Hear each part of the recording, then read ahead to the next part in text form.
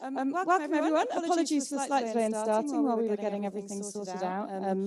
Hopefully people online are going to be able to see and hear us soon as we get things switched on. I know Sister's very ably monitoring the chat at the back, so holler if there's anything that we need to do from here. But welcome everybody. For those of you who have read the session information on the website, you'll be shocked to learn that I am not Andy Lewis, the Assistant Director. Andy is unfortunately poorly and can't be with us today and sends apologies. I think he's trying to listen in from home, so if you can hear us, Andy, and if you are watching, and I hope you feel better soon. But he has left me with a lovely script to run through, and I also am joined by some wonderful colleagues here from both internally and externally, and we also have a colleague joining us online as well, so you'll be hearing from a few of us throughout this session. Depending on how timing goes, we'll try to take some questions at the end, but we may not be able to do that, so please forgive me if we're not able to get to the questions. So thank you so much for joining us, and thank you for the interest in this workshop. As you can see on the title screen, we're looking at fairness within disciplinary processes and looking at what we're doing at the GMC to ensure fairness, but also how we're working with others to ensure fairness within the system when it comes to disciplinary processes, because we're clear that this is a collective effort to make a change. So joining us today as we're going to be talking is Dr. John Smythe. So Dr. John Smythe will talk about what the GMC has done to address the targets that our council have set around addressing fairness, and what work is planned coming up. John is an assistant director leading our team of case examiners, who are a mix of medically qualified and lay colleagues who determine the next step in a case after the investigation stage. We're also joined by Professor Anton Emmanuel, who's going to talk about the role of the NHS Workforce Race Equality Team, or the WRES team, in addressing disparity and fairness, and what work is underway to address the issues highlighted in the medical WRES data. Anton is a professor in neurogastroenterology at University College London and consultant gastroenterologist at UCLH and the National Hospital for Neurology and Neurosurgery. Oh, that's a tongue twister. He's also the Royal College of Physicians Medical Director of Publishing and leads the NHS's Workforce Race Equality Standard Programme. And finally, we'll welcome Patricia Miller, OBE, online, who will talk about how providers address issues of fairness within their organisations. And she's going to talk about what's been done in Dorset to achieve cultural change. She's been the Chief Executive of Dorset County Hospital NHS Foundation Trust since 2014, and in November 2021 was appointed as the new Chief Executive Officer Designate for Dorset's Integrated Care Board, where she's responsible for overseeing complex health services and health improvement programmes for the 800,000 people and communities living within Dorset. So I am Jo Wren. I am the head of GMC Outreach for London. So I'll be speaking a little bit about the targets in general and just giving you a bit of background to sort of why we're interested in this area. So during the session, you're invited to ask questions using the conference app on your phones. We will be reviewing them, as I say. Tista's very kindly helping out, and if we have time at the end, we'll be posing questions to this group. So let's see if the technology is working on the slides. And I'm going to go to this one, which is to show you the cover of our Fair to Refer report. So our data shows that there's a long-standing issue with disproportionality in relation to referral of groups of doctors into our fitness to practice procedures. So for some time, we've done a number of reports ensuring that our procedures are fair, and those include the review by the PSA annual performance reviews, the King's College audit of 2007, the Plymouth audit in 2014, and the audit currently underway by Field Fisher and Edinburgh University. But in 2018, we widened this work to look at what factors might lead to disproportionality within employing organisations. And in 2019, we published independent research called Fair to Refer that was written by Doyen Atawalligan and Roger Klein, and it looked at why some groups of doctors are referred to us more than others for fitness and practice concerns. And we welcomed the researchers' recommendations. So, there we go. Looking at why we commissioned the work, it's worth reinforcing that the key driver for commissioning this research was our data, which showed and continued to show that doctors from ethnic minority background, or those that qualified outside the UK, are significantly more likely to be referred to us by their employers. This situation is clearly unfair and needs addressing. But with just under 62% of new doctors identifying as being from an ethnic minority background, our health services will not be able to retain doctors and support them to fulfil their potential if we don't ensure the practice environment is deservedly inclusive and supportive. We want to see the end of inequality in referrals by 2026. So you can see some of the statistics that the research identified on the slides here. And it showed us, as we say, that you're more likely to be referred to us if you're from an ethnic minority background or if you qualified from overseas compared to white doctors. So when they looked at some of the factors that came into play for this, some of the areas that they found were around a consistent, a lack of an effective induction and feedback and support for doctors joining the NHS, working patterns that left them isolated and unable to access support, divisive cultures and this concept of in-groups and out-groups, and some doctors being treated as outsiders, organisational cultures responding to things going wrong by trying to apportion blame rather than trying to learn from issues and trying to understand where improvements can be made, and leadership teams being remote and inaccessible at times, which again leads to a challenge within cultures and making sure that the culture is responding to the needs of the doctors that work there. So the recommendations that the report made were around a national standard for induction and support and feedback for doctors new to the UK. And there is another workshop looking at the work that we've been doing on induction, and Tist has been leading with colleagues from NHS England. So if you're interested in that, you can go and join that workshop, a little plug for that later on. Additionally, the recommendations talked about addressing the systemic issues that may affect doctors' performance and take those into account when assessing practice. So understanding how a lack of induction or a lack of support might have played into the decisions that a doctor might make in terms of the care that they're delivering or the way that they're engaging with their colleagues. Ensuring that leadership is more engaged, positive, inclusive and consistent across the NHS. So looking at those in leadership roles. So who's representing the profession in terms of working within the medical Royal Colleges and other key organisations. And also developing a UK-wide mechanism to act on these recommendations at local and national levels. So during the session today, you'll be hearing about primarily work that's going on across England, but within the other nations of the UK, my colleagues have been hard at work with key stakeholders there to ensure that these recommendations are addressed and listened to, and they're taking forward key steps to make sure that doctors are being able to work in these more inclusive environments.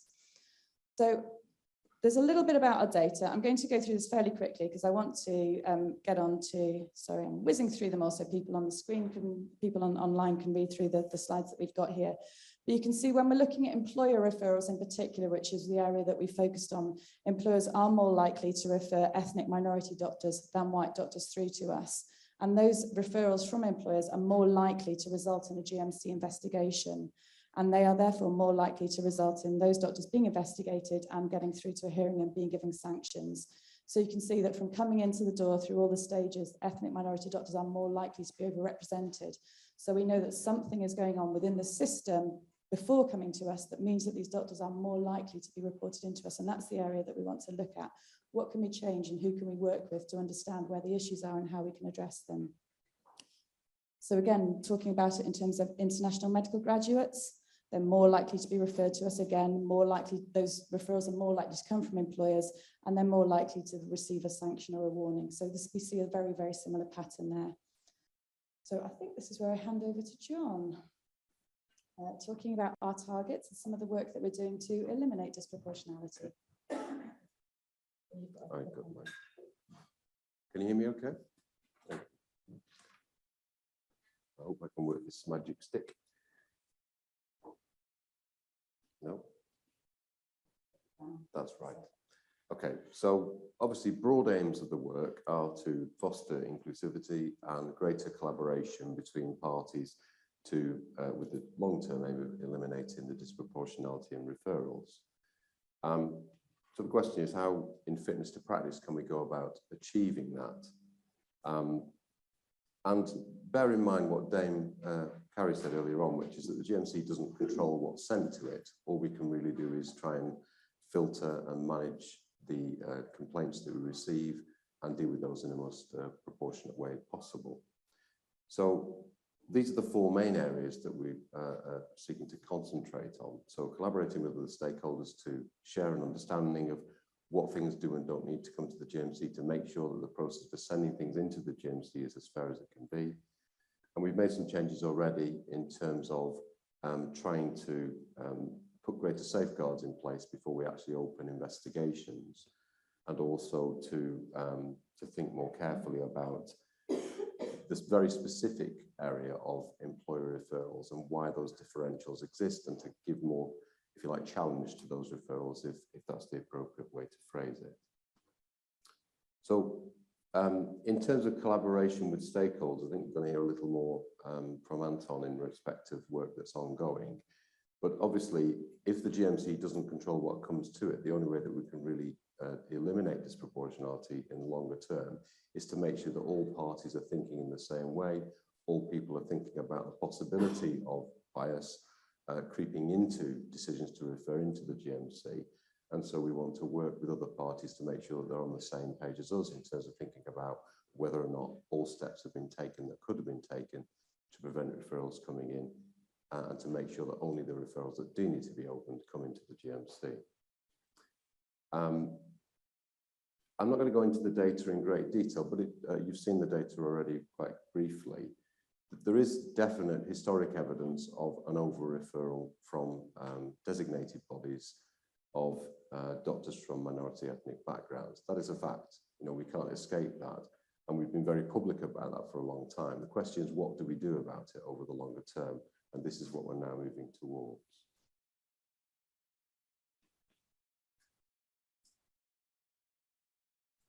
So, in terms of steps that we've already taken, we have this thing called a responsible officer referral form, which some GMC colleagues in the role are very familiar with, but those who are not initiated in GMC culture and all the intricacies of it, when a designated body and a responsible officer want to make a referral about a concern in relation to a doctor, they have to fill in a form explaining what those concerns are, why they need to make the referral at this time.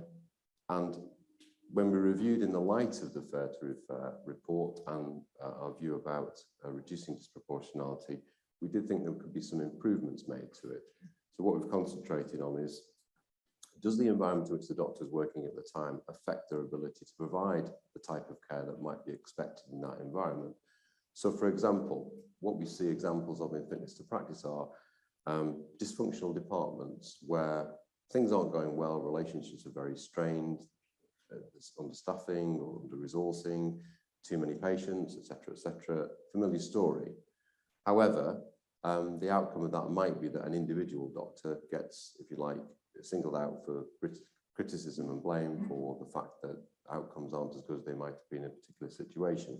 Is that the right way to approach that situation, or is it more about addressing the wider issues within the environment in which the doctors are working? So we want the ROs to acknowledge that if there were environmental factors, that they've been clear about that. Revalidation isn't loved.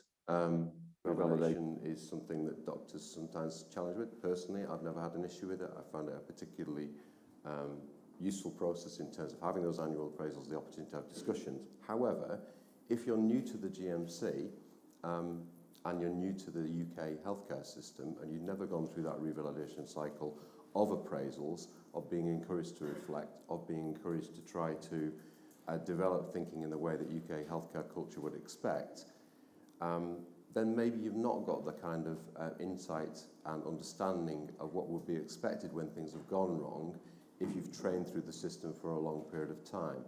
And again, is part of that disproportionality potentially disproportionality referral avoided by doctors who are new to the UK being given more of a chance to go through that revalidation cycle and have the appraisals, have the discussions, be encouraged to reflect and to develop the insight in order to improve their practice, rather than firing the gun and sending to the GMC for us to then get into an investigation stage. So again, you know, a flag for the RO to fill in on their form. And then the third thing, and probably the most important thing, a second pair of eyes to look at the form.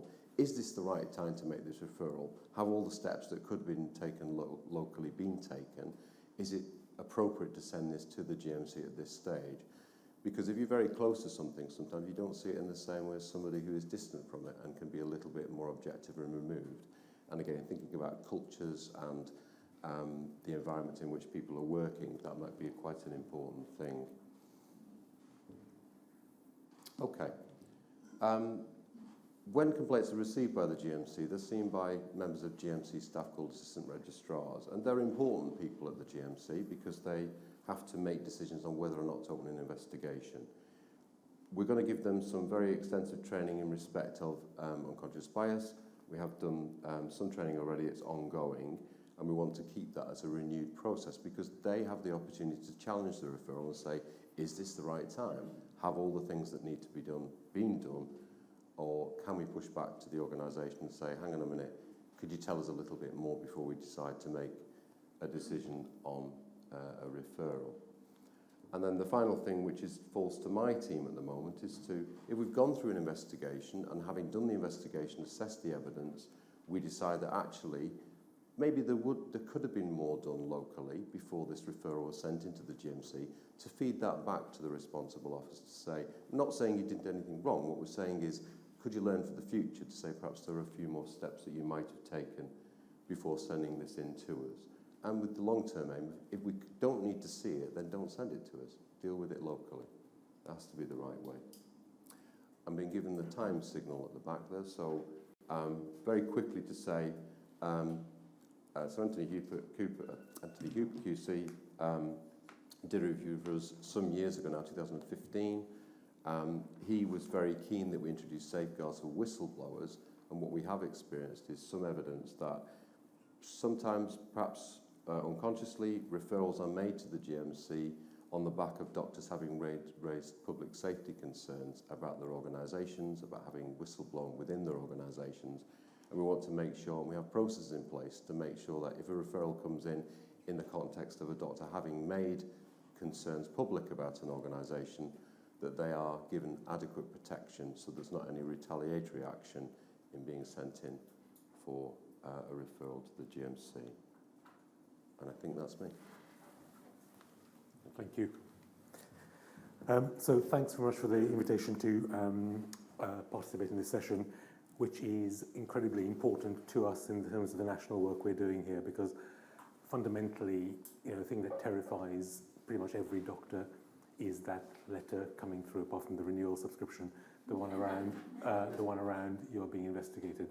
And the fact that there's disproportionality in it is kind of deeply unsettling. So I speak as a BME person, I'm an African, and when I sort of see in the initial group work I do with this, what this represents, and in terms of what specifically the thing that comes up most often to us, in terms of the kind of way we're trying to do the work at NHS England, how much of this comes to what people perceive they are perceived as. So it's because of my accent, it's because of how I present myself. That is what got people's back up from the start. I knew I was playing uphill. And that comes to what was being discussed a bit in terms of the local culture, because in some way that is a local culture, but that's also a systemic culture. And what do we do? Everyone sitting in this room is presumably a decent person. Most people watching this online are decent people. And so we feel that, well, that isn't us. But the reality is those figures you've seen are what us looks like. And so fundamentally for me, the whole purpose of what we're trying to do is to move forward this idea of accountability at local level.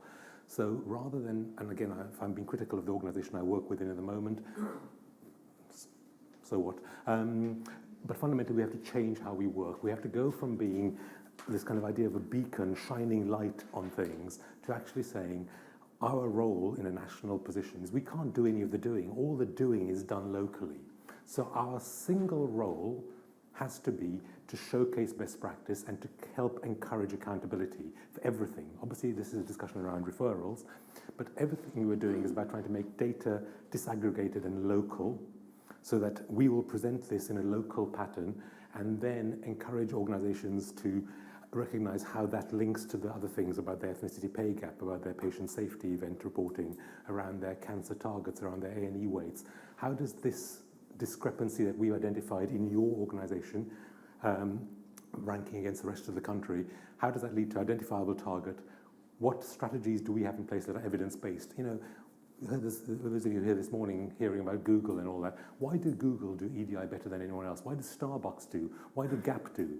Why? Because they sell more advertising, they sell more t-shirts, they sell more burgers by doing all that stuff.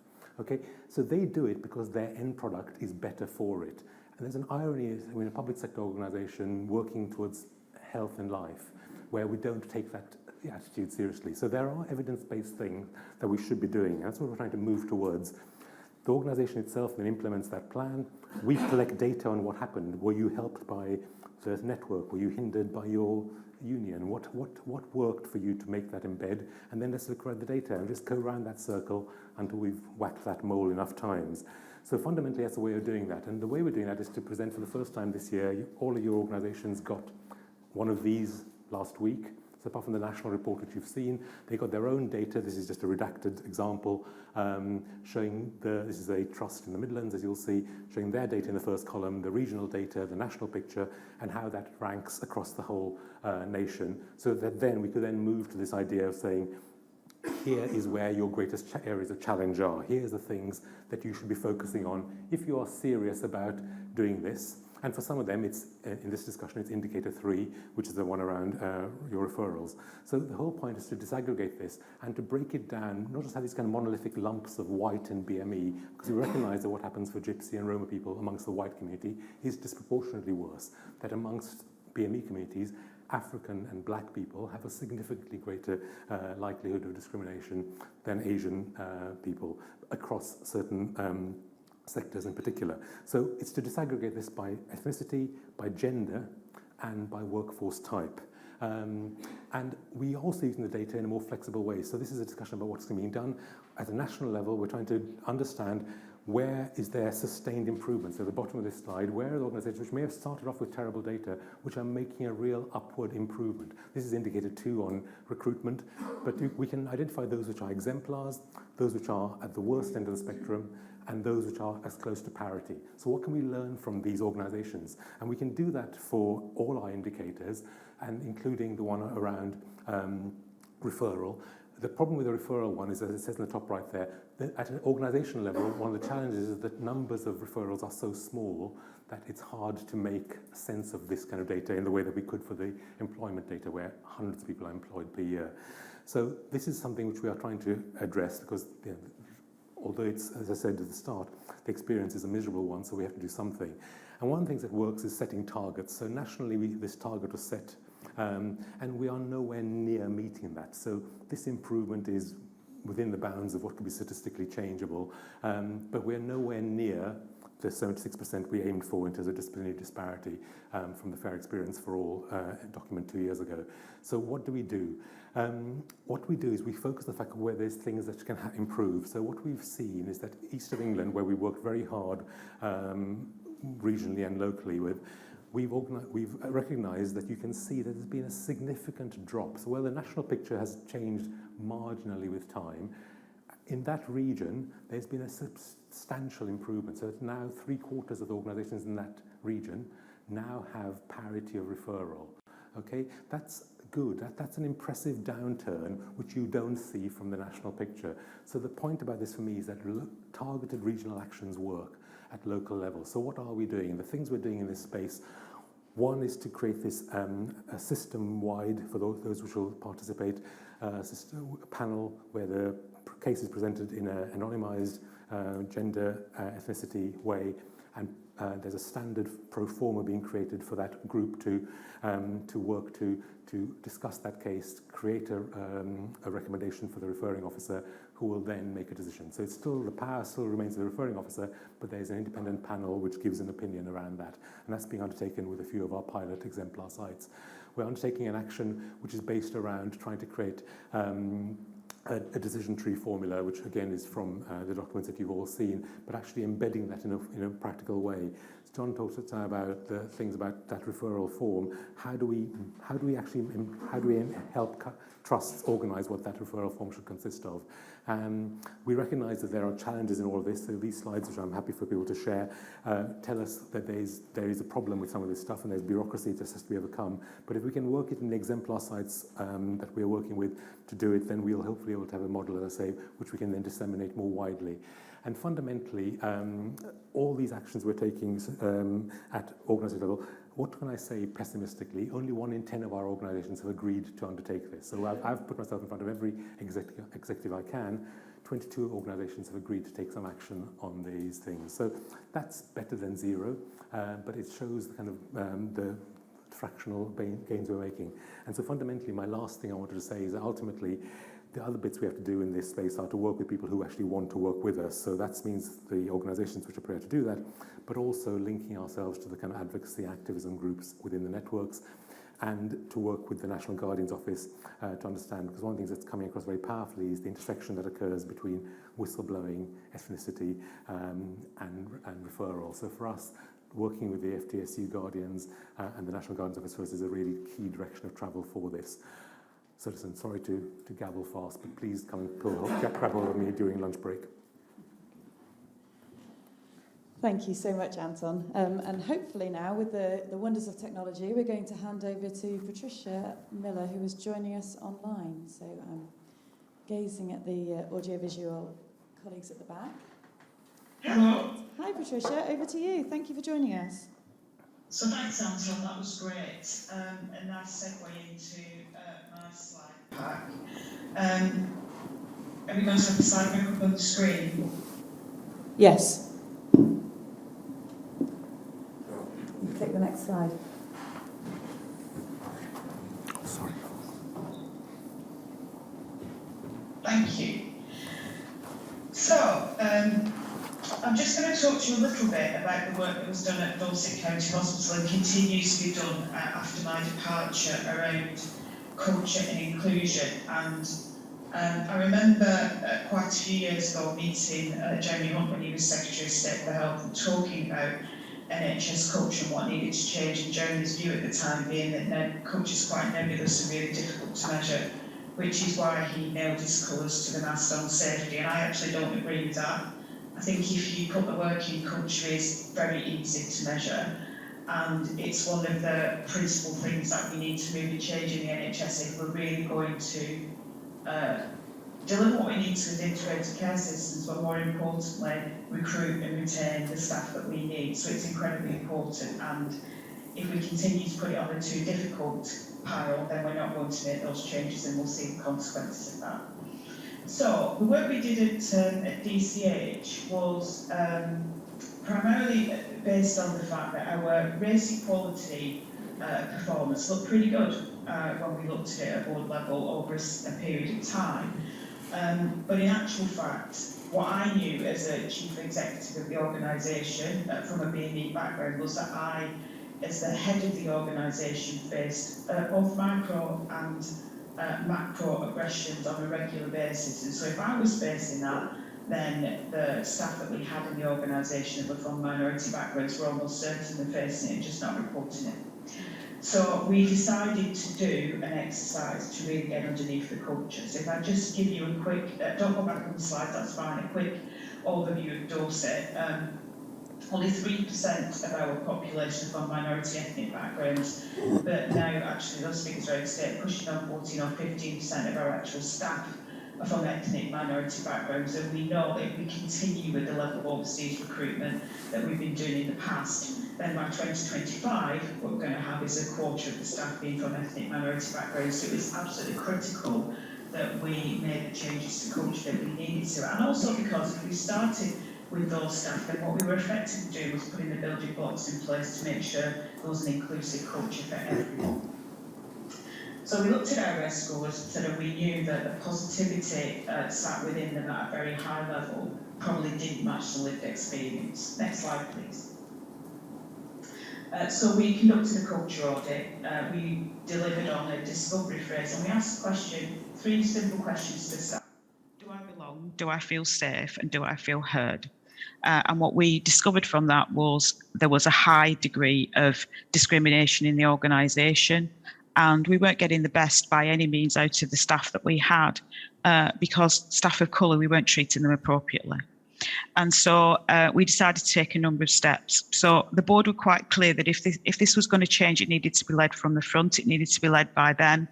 And so they started to undertake a development programme, which wasn't a one-off seminar, because that doesn't change attitudes, it doesn't change the messages that are embedded in our minds from our childhood, from parents, from friends, from family, from teachers. It doesn't change our worldview. What we recognised was this needed to be a very deep programme, and it needed to continue over a period of months. And the board were in regular 2-day sessions, staying overnight together so they couldn't connect with it intellectually and then go home and switch off and talk to their families. This went on for several months. Next slide, please. So we then went through a process of designing the equality and diversity strategy, and we undertook a number of processes to do that. And the strategy focused primarily on 3 sections: leadership and culture, policy, and accountability. So leadership first was about developing our leaders at every level once the board had its development. That leadership programme, again, was 1 module every month over 6 months. Teams were invited to attend, and actually for those of band 7 and above, including the consultants, it was compulsory. There was no ducking and diving out of this programme because we were clear we wanted to fundamentally change the culture of the organisation. So the programme consisted of 3 different subject sections: seeing the world differently, responding differently, and then leading differently. So seeing differently was as you'd expect. It was about doing research. You were given pre-reading half a day before the programme, each module began, and that was enabling you to really understand racism, what it looks like, how it manifests itself, how we can all develop different worldviews from our experiences. And that encouraged wider conversation, an open conversation about those issues, and supporting colleagues to think very differently. Next slide, please.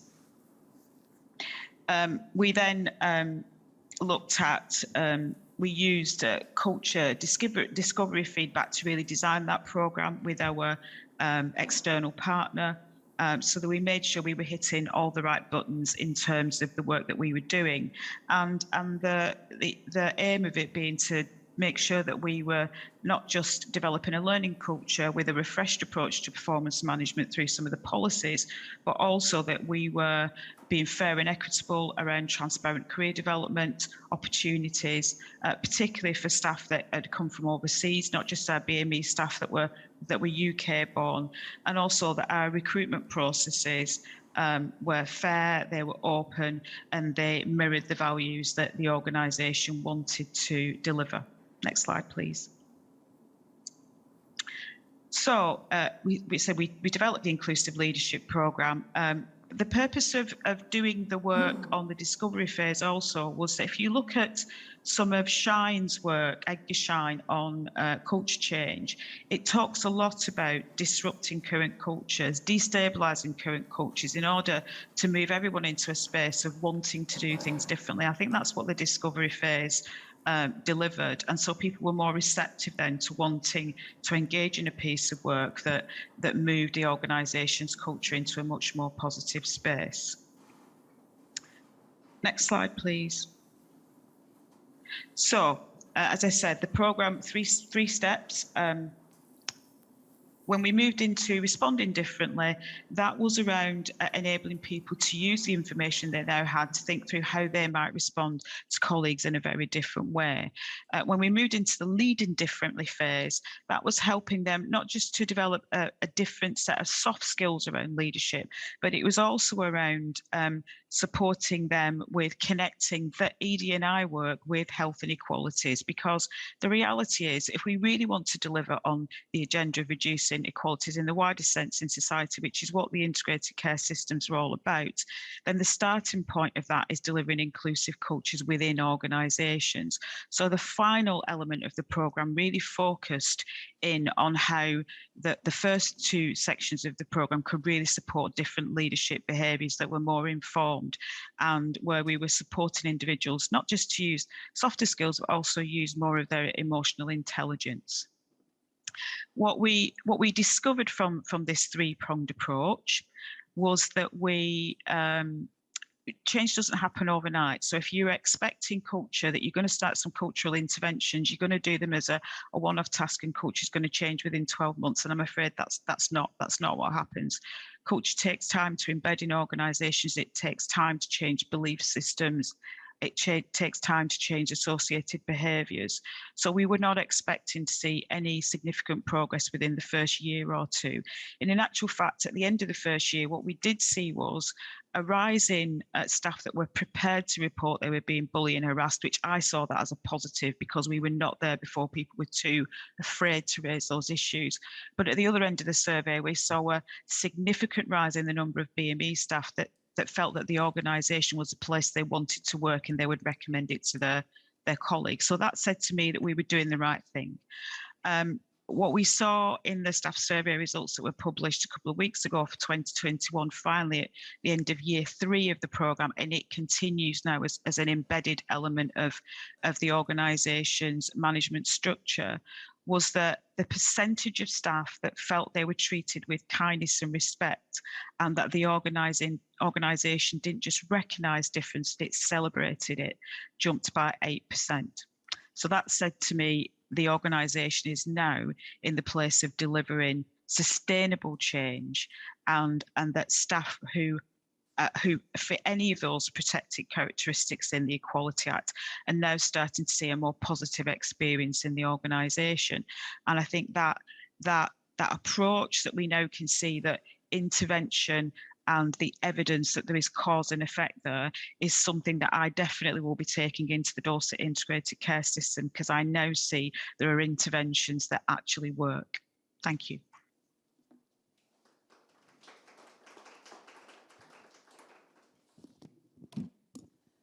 Thank you very much, Patricia. Thank you for sharing your experience with us. So I hope you can agree that it's clear that no one organisation is going to be able to fix this problem by ourselves. And I can see there are a number of questions come in, so I'm going to try and answer 3 questions at once, as we're very short on time. So these are ambitious targets. Our aim is to eliminate disproportionality in referrals coming through to the GMC by 2026. They're ambitious, and that means that we're focused. So we really are working very hard on this, both within our organisation, as you've heard from John, but also with key stakeholders such as Anton, such as Patricia.